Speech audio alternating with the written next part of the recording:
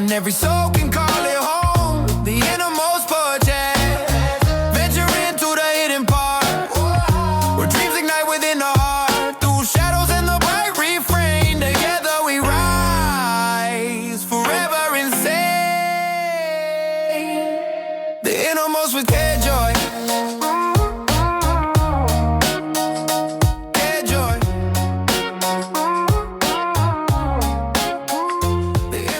Culture, and I'm not talking about the culture now, because the culture now, I ain't gonna lie, it sucks. The music is terrible, it's trash. This idea of like, you know, men versus women, the relationship, all this shit is complete and utter trash. I can't stand it. We want to talk about culture fatigue and all this other ish. I don't like it myself. But because I am in it, I can speak to some of the hurt and the issues of it. And I feel like the wrong people are speaking on it. You hear a lot of other cultures speaking on black women and a lot of black men speaking on black women, but no one is giving black women the opportunity to speak for themselves. And it's so I guess tonight I'm going to speak on it. I ran across this video. I guess it's a podcast or a YouTube show.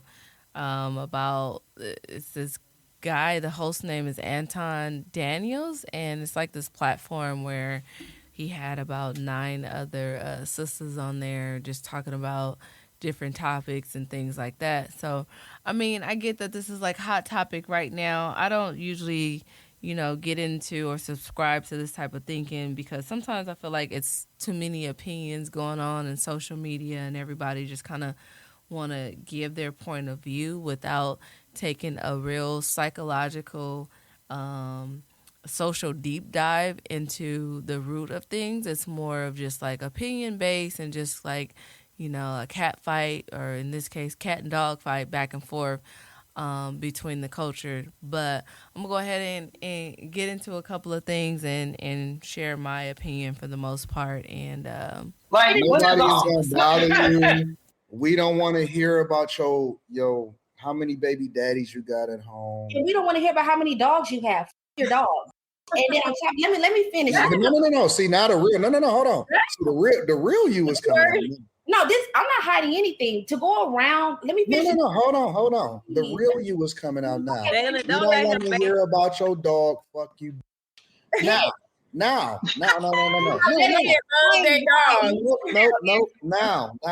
Okay, see, the thing that y'all don't understand is people know that y'all got a negative disposition towards them. Well, white people know y'all hate them. And then when they return the same energy back to you, when they say, well, don't nobody want to hear about your ghetto kids at home that keep on writing on the wall all day, then you're going to get offended. You can talk about their dogs and say, fuck you, bitch. But then if they call you an angry black woman and it's, and this is where the black fatigue comes from. Is because y'all always victims and you're never the aggressor. For some reason or another, y'all are always the ones that get offended. And then when you finally get called out on your then it's, oh my God, I can't believe it. Diversity, equity, inclusion, and all of this other bull. You just exhibited exactly what men deal with on a regular basis. Now, white people are dealing with it. See, this is what men have been going through inside of their households. They've been knowing and they've been dealing with the angry black woman syndrome for centuries or decades. Now, I don't know what the fullness of this podcast is, but I feel like this type of language, this dialogue is harmful to the culture. It's already bleeding, right? Like the music, the things that I've already mentioned, it's already bleeding. But this type of dialogue is not good because, for one, we already know that within Black cultures, there are layers of different type of, subcultures within the culture itself. And so to group all Black women together, not to say that we're not, I'm not trying to separate or make that point, but there is levels to this way of thinking because, and that's in any culture, right? There's layers and levels to the type of people within all cultures. I mean, if we bring this to like a classroom standpoint, right, you get a group of students, and you might have really high students, you might have really low students. The idea is to bring that lowest student up, and to have that high student improve, but you want to bring your lowest up as much as you can so that your low is not as low, and that brings up the entire group. So when I say this, I'm saying that yes, we're talking about a group, right? When we say black women, but we're also, the way that he speaks is generalizing like all black women, that this is basically who we are, and that's not true. That's not a fact. So that way of speaking in itself is harmful. And so that is just very interesting. And what's furthermore interesting is that these women don't have a fighting chance in this conversation to start with, because the playing field is not even, even they're crawling up a mountain trying to have this conversation. And that's a lot of what the problem is in the first place. That's a lot of the issue when it comes to us having conversation. I guess the lie is that, oh, they're angry, you can't speak to them. When you enter a conversation and you already have to defend yourself or explain yourself just to be viewed as one and equal or to be heard, you are already in a disposition to start the conversation. But what even worse than that, I think where we are the most misunderstood is the pain and bitterness that comes with that. That's exhausting. For every conversation that you already understand that the deck is stacked against you, right? To begin with. So just listening to, his tone and the way this conversation already going is really annoying and painful, but this is what I stumbled into. Let's carry on. Now, white people, the very ones that y'all join forces with, especially white women, they saying, okay, Shaquanda, how many times are you going to be aggressive in the workplace? And how much chicken are you going to steal out of a refrigerator? And when they then call y'all out on y'all bull, now it's you. We don't like to hear your dogs, and I didn't want to go to the potluck because your cat probably was standing on the counter. Now it's coming out. See? Now we can start. Now we can get somewhere. Now we can get somewhere because they can see the resting face. Wow. Y'all don't hide y'all emotions well. You think that everybody is supposed to tiptoe around y'all. And now they have black fatigue. Q, now you see what black fatigue is. You're muted, Dalen. I'm sorry. Your mic must have got unplugged. You're not muted on our end. You muted on your end. We can't hear. Dalen, your mic not working. Well, while she's trying to figure that out, as someone who has been in corporate America, who has had upper leadership positions as well, I know how to conduct myself in a setting, and I have been reprimanded for being very to myself and being quiet, right? I'm not the type of person who causes problems. I know how to appropriately express myself. And even then, I've even had to, what we quote unquote, code switch to be even more palatable so that I do. You have to code switch if you're a nice person. I've never had to code switch in corporate America. I was just normal. I said code switch because to me that's in more so in layman's terms, but I've even had to. What's the word I'm looking for? Oh, no, you said it the right way. You meant it the way you said it. Okay, then we'll just keep that. I've had to kind of change it up a little bit because I felt like even if I'm my quiet, authentic self, that's still an issue. I've had that be an issue. Oh, why don't you talk to everyone else? Or why don't you do that? It's being perceived this way. Mind you, I do my job, go home, I speak to people, I say hello, but because I'm not doing some of the extras, then that's what's required when you want to excel and get into upper leadership. You have to do exceptional things. It's not just about whether you do your job. If you just want the job, then you do your job and go home and nobody is going to bother you. If you want to excel and you want to go into upper leadership and you are now a representation in the face of the company, guess what? People have to like you. And so it's not their job to like you. It's your job to make yourself more accessible and your job to How? make yourself But wait. valued in the face of the people that you have to lead. Wait, That's called wait. leadership. You're not wrong, but what I'm saying is that sometimes as Black women, that's a little bit harder to do. It's not. Let me go back. Can y'all hear me now? Yeah. It's Okay. not. No. Hold on. It's not. It's not. Let me. Guess what? There are plenty of women that I know that are likable people. People don't hate them. They're not problematic. They're always seeking them out as project managers in order to do certain jobs. They get exceptional reviews. They level up in corporate America. They're a part of fraternities and sororities. Black woman, I need you to come to the front. I have a question. And they do great things all the time. And guess what? They're Black women. And they don't have problems. They don't have issues with their personality.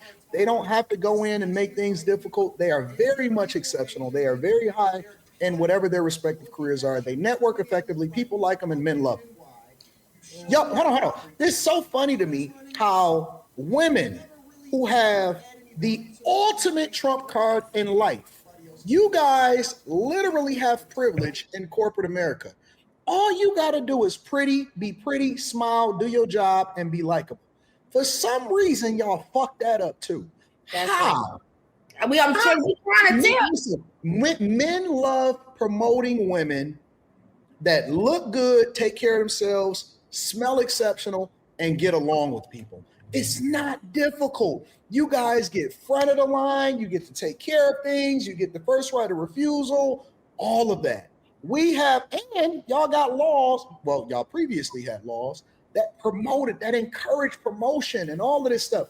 How do you fuck that up? How do you make it so difficult? And I'm going to tell you why. Because y'all gossip, y'all ugly, y'all negative, y'all always disrespectful to people. You expect for people to tiptoe around you. And not happy. And people are tired, especially white people, Indian people, Asian people. They're tired of looking at you, coming in, look like who the fuck did it and why. You show up late every day. You always running your mouth. And you never really actually add any value to the organization. And when you don't get a promotion, it's everybody else's fault except for yours.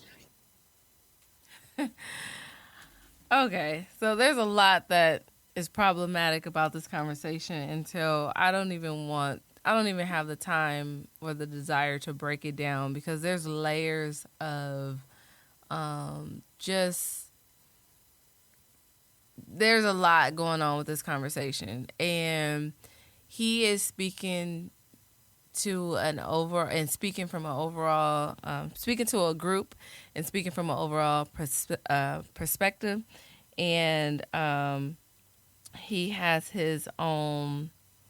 It's a lot of issues. For one, like he said, he's basically telling them they need to just shut up, be cute, and men will promote you. There's a lot of things going on in this statement that's not even really honestly worth my time. I get the generalization is very generalized. The generalization, I understand that, but that is an overall cultural thing. Like I said, there's the highs, there's the lows. The lowest of the culture is very low, and we just got to do better overall, period.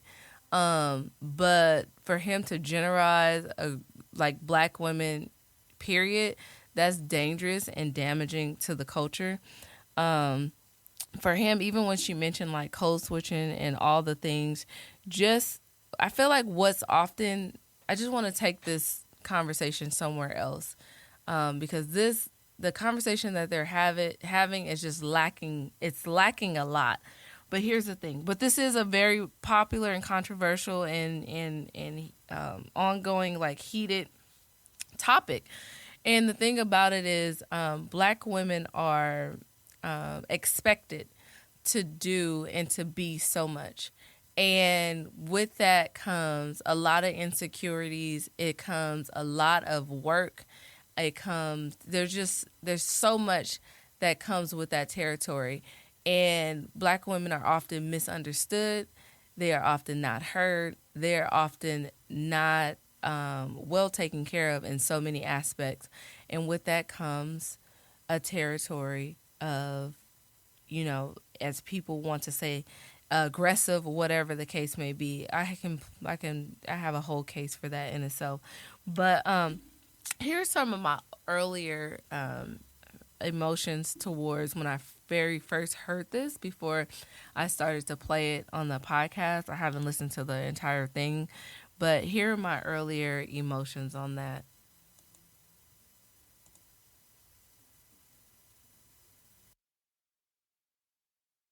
Coming from a place of being hurt and dismissed, but even in that place, you know, even with the music, and I'm not talking about this new school stuff, I'm talking about, you know, back in the day, setting the tone for what would be considered, you know, educated or, you know, sophisticated music, and all the accolades that we have historically, even when it comes to civil rights movements and all these things, those roles that we play with the family and taking care of the family, all these different roles that historically Black women have played in over time, we have been dismissed. And our culture, the wonderful things about us, the greatest qualities about us, have either gone unrecognized, or and I mean that not just somebody's verbally recognized. I'm talking about unpaid, that you could see other cultures doing stuff. You talking about eyelashes, honey. It's other cultures doing I see it every day. They speak in the language. All that stuff that Black men, or in this case Anton Daniels and the people in the comments are saying that they hate black women. That's all the stuff that all these other women in other cultures are trying to mimic. Not just trying, they are mimicking the body shape, the way we look, the way we do our hair. All of the things that you say you despise are the very thing that other people are doing in their culture. That's not a place of anger. That's a fact. That's an absolute and utter fact. But let's go ahead and listen. People are tired of listening to Black women complain about their plight in life. You complain about your husbands, you complain about your kids, you complain about your job, you complain about the fucking color of the street. You planted a lot of words, right? No. Y'all just come. I don't know if y'all are ever happy. Well, let you know. They don't even like each other. They don't even like each other. I've never seen a group of Black women go on a trip together and come back, and all of them are still the same towards each other when they get back. Don't get trapped into that statement, y'all. Y'all don't like each other. Okay. Did you know that Black lesbians specifically, have the highest, Black, no. We're not just talking about lesbians. Black lesbians are the worst of the worst. You know why? They hate each other. They get broken up and divorced more than anybody. Yes, Anton. That's crazy. And it's saying no. Never been a woman. Never had this experience. And it's funny because I have a husband, a Black husband, and he can explain to me his experiences in life. And I'm not going to tell him that's not his experience just because I don't feel like it's a good excuse. I'm going to listen and be like, okay, you know, and try to understand from his point of view. So what I'm trying to clarify is that this dismissive attitude is frustrating from anybody, that she can't even explain her experience from a woman perspective without even being dismissed. So all of these layers are already building up, and this is often how it is in conversation with people. It's a constant, why do I have to explain myself? Why do I have to prove that how I feel is valid? Why do I have to get validation from you why does my emotions have to be accepted, and for me to get permission to feel some type of way before it becomes valid? That is often our experience when having conversations with people. And I'm gonna tell you firsthand, I can say that I had to deal with that a lot too. I'm the only girl of two brothers. I grew up full of, around a whole bunch of men, and there's a lot of hurt and trauma in Black families in the Black community. And when I tell you that our emotions come last, that is a real true thing. They are always usually put down or subjugated to being you all. And matter of fact, he says this in this video. Oh, here we go. Y'all always think y'all the victim. Y'all always think y'all the one. And actually, when my conversation with my brother, that's what I was told. You think you the victim. And I'm trying to understand that at what point does it go from you being seen as thinking you're the victim that people actually understand that how you feel is reality for you. Like, these are real emotions.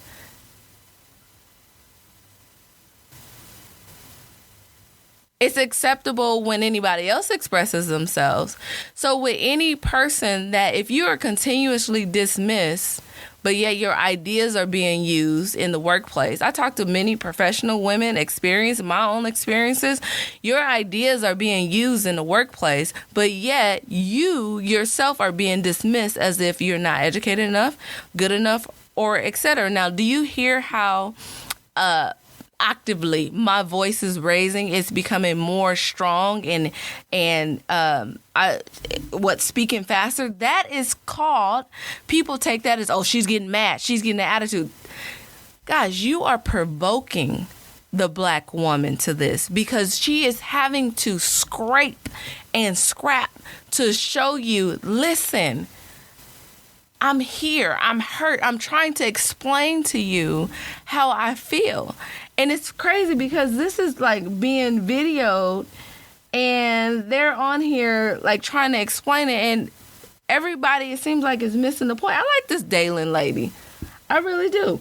Because she'll be considered the scapegoat in this situation because she's vocal enough to try to hit on stuff and express what people want to say. Oh, it's kind of like when you're a kid and, you know, you have a sibling that keeps messing with you, poking at you, and then when you react, it's like, oh, look, I told you she was crazy. Yeah, I had many of those experiences. But that is pretty much the experience of a black woman. And it's frustrating because the thing about it is, at the end of the day, when somebody needs something to be done or needs something to happen, even though we feel like that, when people come to us, we're the first one to volunteer to do it. Look back historically. Not only was we forced to do it, when we did it the best. And nobody stops to say, you know what, thank you. I couldn't have done that without you. Well, I didn't think that way. Thank you. Instead, now we're caught into this narrative of, oh, that's why black men don't want black women. They got an attitude. Well, let me tell you something. And then I'm just speaking based on this video right now because it's a lot of ignorance and foolishness that I don't agree with that black women do. And everybody know how vocal I am about that. I'm just talking specifically to this situation right here. And it's painful and it's hurtful because oftentimes we're the one that's listening to your pain. When that person leave you, break up, whatever, call you, we the one to answer the phone, take care of things, have your back. You know what I mean? Like, I mean, the good women, and it is, there are cultural issues, don't get me wrong, but I'm telling you how it feels. And I don't even need to tell you because it often feels like no one is listening. No one is listening. And it almost feels like we should just, be in silence. We told you about this election. And you would be surprised how many other folks, no, they wrong. They're the angry black woman just want people to support another, sister of color and don't want to hear it. Now everybody looking around looking. So what does a person do in that position? What do you do in that position? You just keep giving? Because the average person is going to get frustrated and angry. But I think what's going to happen, we're going to keep listening to this video. My prediction is what's going to happen because usually when it comes to the human experience, we are very quick to be vocal and say things and do things, but we don't often reap the repercussions of that until years later. And then we go back and we say, oh, dang, my bad. I was wrong about this. Or I was wrong about that. That's the plight of kind of saying that's the issue of speaking too soon. Or speaking so emotionally that you're not even listening when somebody's trying to express themselves. You always hear I was watching some little video. You always hear about people, especially guys saying that, oh, when I was in high school, they didn't want me. You know what I mean? I wasn't good enough. I was a nerd. And then I got older and I got a 6-figure job. First of all, 6 figures ain't that much in this economy. That's number one. So anyway, but I got this and I got that. Now they interested in me. But that's the same idea of people judging you too soon. Way too soon. So all these things kind of come into play with the idea of like human behavior in human nature. But let me go ahead and keep playing. Let's hear what's going on here. You were raised by a black woman. You are married to a black woman. Why is your perception of black women so negative? It's not negative. It's just facts. Facts are negative. No. Then that means if the facts are negative, it's your turn. No, Tamaya, don't get trapped. When I address the men and I call them dusty and I say, hey man, get your money up, get your life together or whatever, they just take their L and they make the adjustment and they level up and they win in life. Whenever I address black women and I say, hey, listen, you're a little bit dusty and you've been sucking a little bit too much dick over the last 2 years. Then they say, oh my God, you hate black women. How do I hate you when I'm listen, if I hated you, I wouldn't tell you that you sucking too much dick. I would just join the line. But I don't join the line. I do is I say, hey, black woman, stop, get up off your knees. They a little too ashy and stop letting people use you as a rag. I'm holding you accountable because I want you to do better, not because I want to see you on your knees. I want to see you on your feet. I'm going to tell you, if you have to hold a black woman accountable. Okay, hold on. This guy is just all over the place. This is what I mean by like, there's no foundation to this conversation at all. It's just a mess. It's just all over the place. It's not helpful. You're going to fail. That's something that has to pick up on. And I don't know how we go from workplace etiquette to bulldagging punching. I don't know why we. I'm addressing it across all. Listen. We were talking about how black women have to deal with, what do they call it, white fragility. So to Jess's and Miss Deja's point, the white woman I was talking about went and told everybody that she was trying to fight her. She called her a B word. And it's like you had to add that stuff on because you knew if you went and told HR, well, I said, did she want a fucking or a freaking gold star? And she turned around and said, she didn't want shit from me. HR is gonna hold her accountable and your ass accountable. Have y'all think about it like this? This is the question that you. No. Think about it like this, Dalen. Let me help you. Okay. When you think about how you speak and how you act, right? Yeah. Mm-hmm. Another you. Could you live with another you? Me? Absolutely. Unfortunately, what's sad is within black culture, there's a lot of different cultures, and he grouping all black women into one. No. Think about it before you answer. Okay. Obvious that is not related to what my point is, and I'm making it. You live, work, and play with with you, a duplicate of you. And say, I had to work with this person every single day for the rest of my life. Absolutely, because I'm easy to work with. I'm about shit. Well, why don't you let people tell you what it is before because I'm not gonna let y'all lie to me.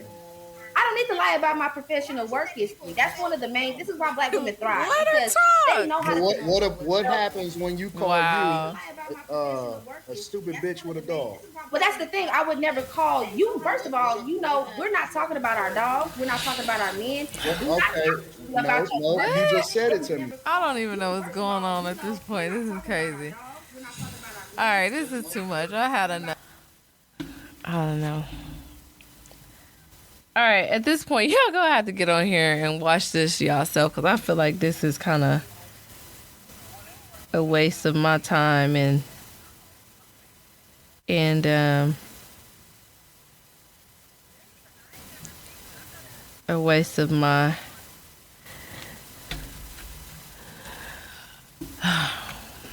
to be respectful, a waste of my time. My point is this. There's so much content out there that is just constantly against us. And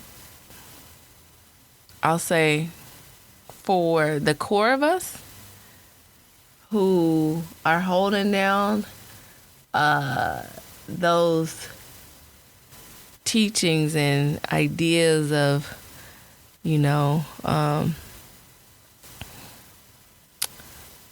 just the black woman itself, the strength, the cleanliness, the taking care of the family, the support of the family, the taking care of your husband, all of these stereotypes of what we can't do, which is not true. The fact that we keep getting told that we're not soft enough, that we're not peaceful enough.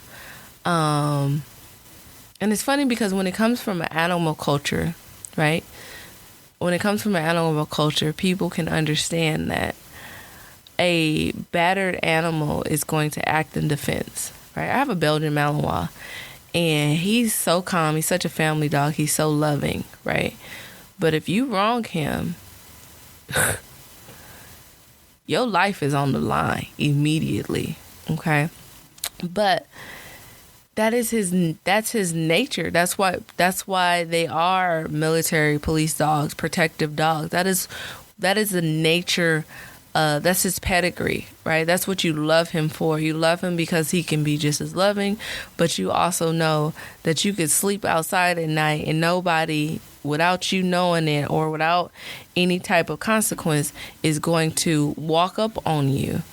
And so the thing about it is you can't have that type of, and I'm not saying we're animals, but I'm just trying, people seem to be so soft on pets and animals, but you can't have that type of respect for that type of pedigree of an animal and not understand that when it comes down to culture, every culture is different.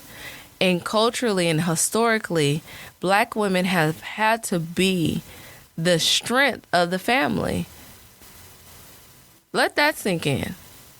That's historical. And that has been passed down. And somehow we have learned how to turn that into not only being the strength, we make it beautiful. We make it educated. You understand what I'm saying? And many people don't respect that or appreciate it, but you glean from it. You take from it. And that is where the attitude comes from. That is where the bitterness comes from. That is where it's I know that when it comes down to your need, you come to me. Right? When it comes down to your need, but when it comes down to you protecting me, when it comes down to you recognizing or come down to you recognizing or respecting me, right? Then you're nowhere to be found. Matter of fact, you throw me out to the wolves. You neglect me. And I believe that pain is deeply rooted, and that is the issue that's not being talked about. The debate is not, the sexy reds and all the other, that's just a result. That's just what comes from the hurt and the culture not being taken care of. That's the result of the bleeding. That's not the core of the issue, right? The communication issue, the problem, that happens in the household, in the raising, in the trauma, in the conversations that other people do not hear, the dismissiveness. That's where that happens at. And I know this because one thing that I can be grateful about, see, the Bible, and I'm not even going to use the Bible because as soon as you say the Bible, all of a sudden people can't hear. So I'm going to talk to you in a language that the majority of the world likes to speak in, and that's secular.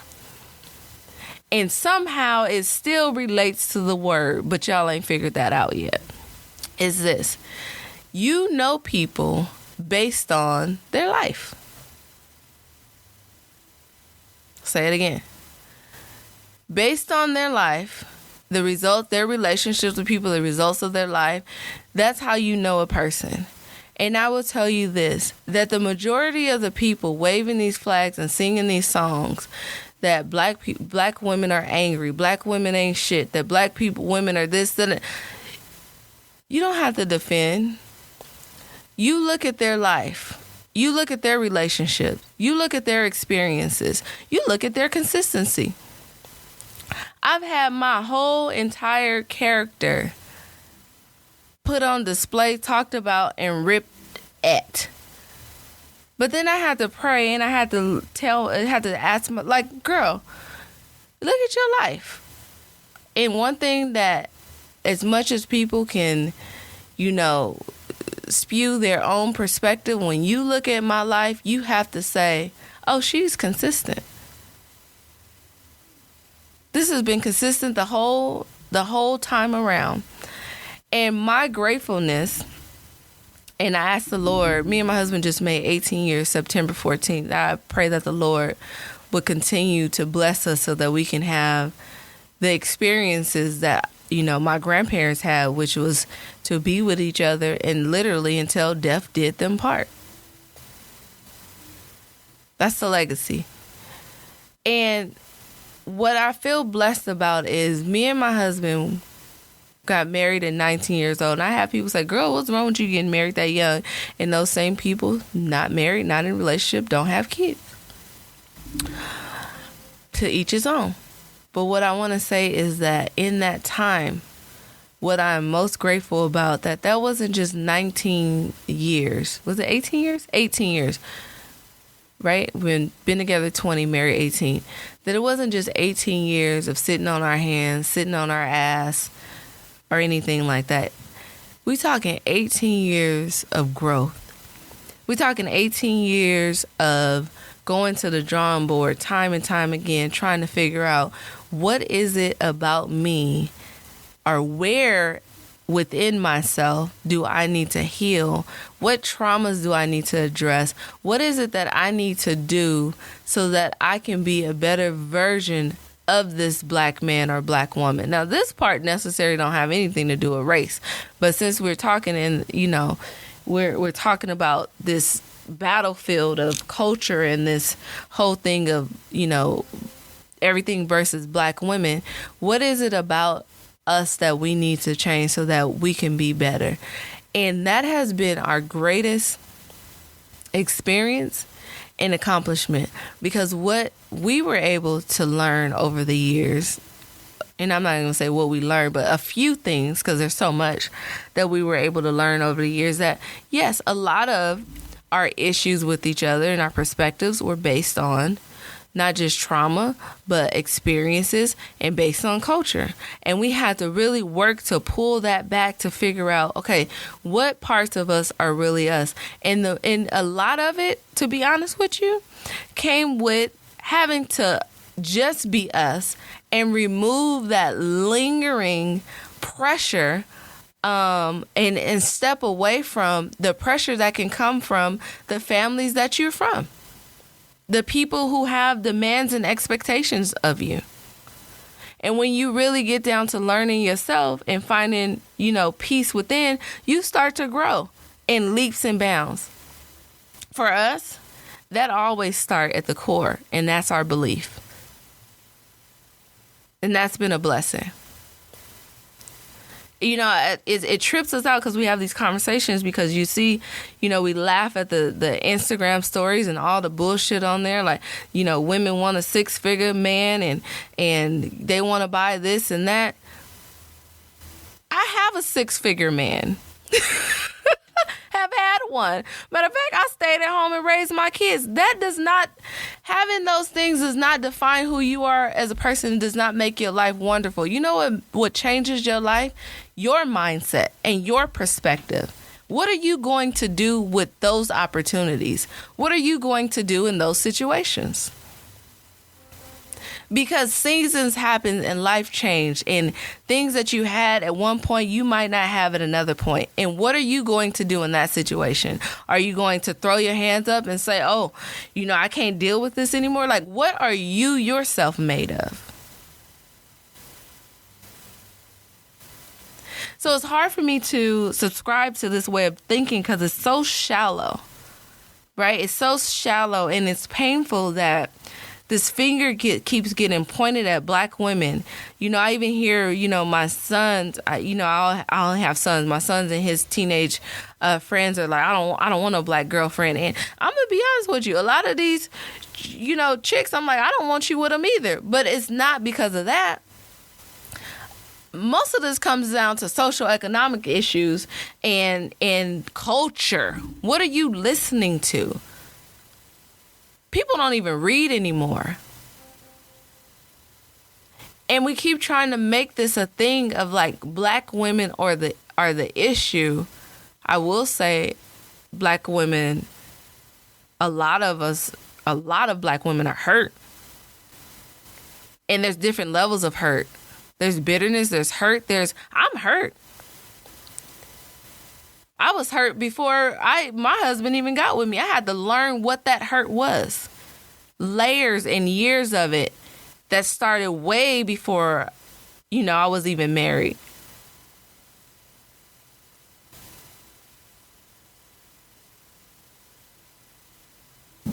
Feeling inadequate and all the different things that are put on you based on culture. And I'm going to tell you, I grew up in a household where my brothers were are heavy into the culture and don't understand the effect that it has, particularly on black women, and dismiss it and look at you like, get over it.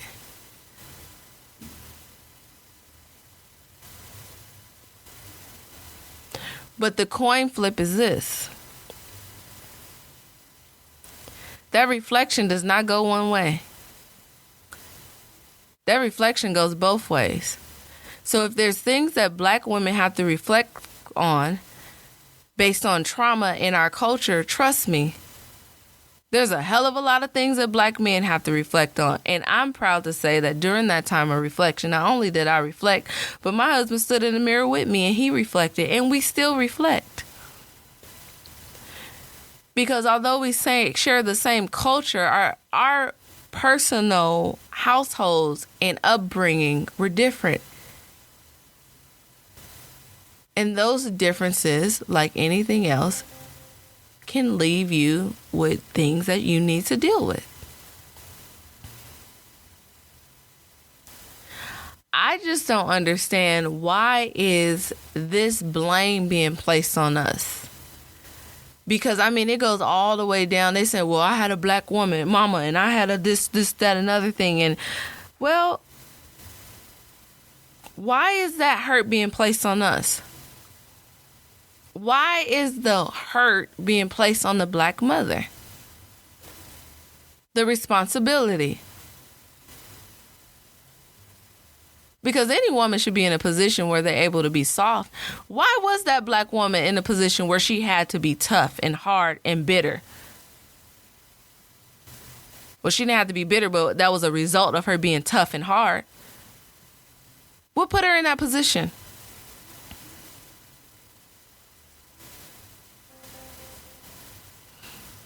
It's exhausting. It's exhausting to be the go-to person for everyone's needs. And then I'm not mad at y'all. The argument in this video and the one before is this is why black men don't want black women, etc. And then people in the comments like, I had to experience that dealing with black women in the workplace, etc. Well, most of the time you being challenged by other people, you being your ideas are being stolen from. Nobody is tending to that. Who is tending to that need? We talk all this mental, health care, mental health stuff and everything, but who tends to us?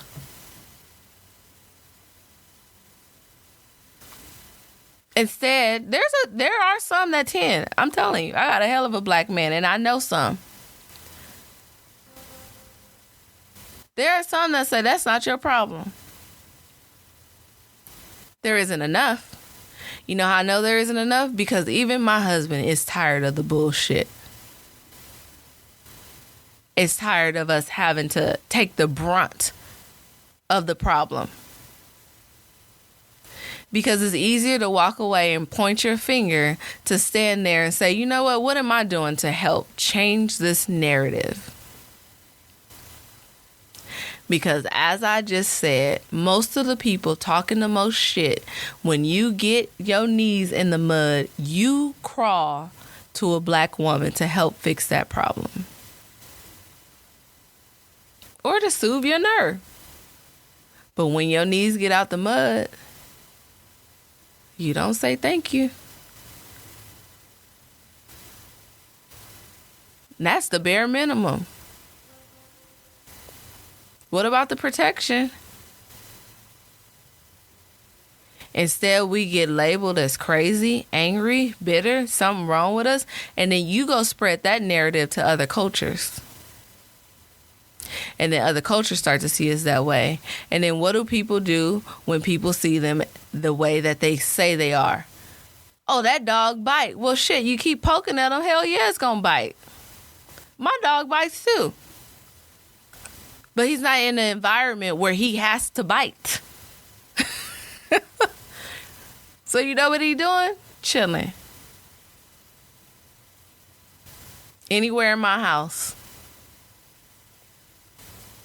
Playing.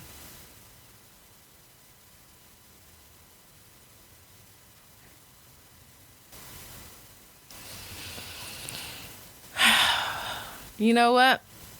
This makes sense to me. If it makes sense to one person, it's good enough for me.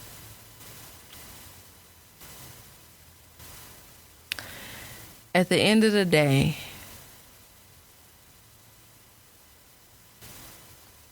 I want to say this to my black women. Whether you got locks, and I've had them, a weave, a lace wig, a bald head, or a curly top, woman, you are beautiful. If you going through depression and you can't figure it out, that does not define your capability. Our experience is different in this world, and it's okay. People might not be able to relate to it, but there are some who do. And those who do, well, those are the ones that they deserve your time and your love, and give them that. You don't need a full circle to validate who you are or to love you. One, you just need you. And the Lord love is guaranteed. And if you have just one person that's willing to love you and appreciate you and recognize you, well, honey, that's icing on the cake. Give that person your energy, your positive energy and your love. And all the other stuff around you, you don't have to give it your energy or your time. You could simply walk away from it. And I will tell you this, even when you walk away from those things that deem you as negative or have a perspective, it's still not good enough for those people. That's fine. Do what makes you feel good. Because a person that feels a certain way about you, they're going to always find something to say about you. To my sisters, I don't care what stage you are in your life. What I know about us is we have the ability to come out when we lift our head, when we stop pouring out into everybody else, when we stop taking our water and watering other people's seeds just because we want to make sure they eat before we do, and you help grow their seeds and they take it and they go feed other people.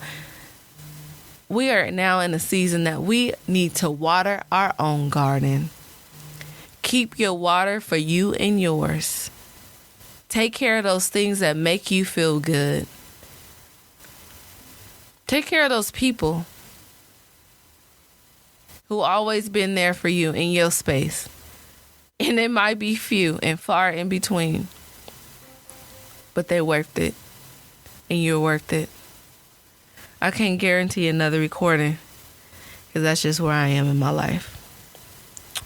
But I do want to say that one of my greatest experiences in life, aside from being a mother, being a wife, even being a daughter, an educator, being a child of God, is being a black woman. And only us can understand that. And that's something that we should not have to feel ashamed or reluctant to be proud about. Everyone else is proudly speaking their quote unquote truth. And because of who we are, in silence, we take pain on the chin and let that pain turn into bitterness. But you know what? That doesn't have to be our story anymore. Turn the ear, turn the cheek, turn your body, water your garden, and enjoy your life. May God bless you. May God keep you. And I personally want to thank you for always rocking with the Innermost podcast, for taking your valuable time to hang out with me to address some of the most deepest thoughts and opinions that often only reside in the innermost. It's been a wonderful pleasure to host you. Take care. God bless. Thanks for spending time with me in the innermost, where hearts are free. Share your story, let it flow at the innermost podcast at gmail.com. To find your peace, your strength, your glow. Keep your spirit, let it show. Till next time, stay blessed and whole. And never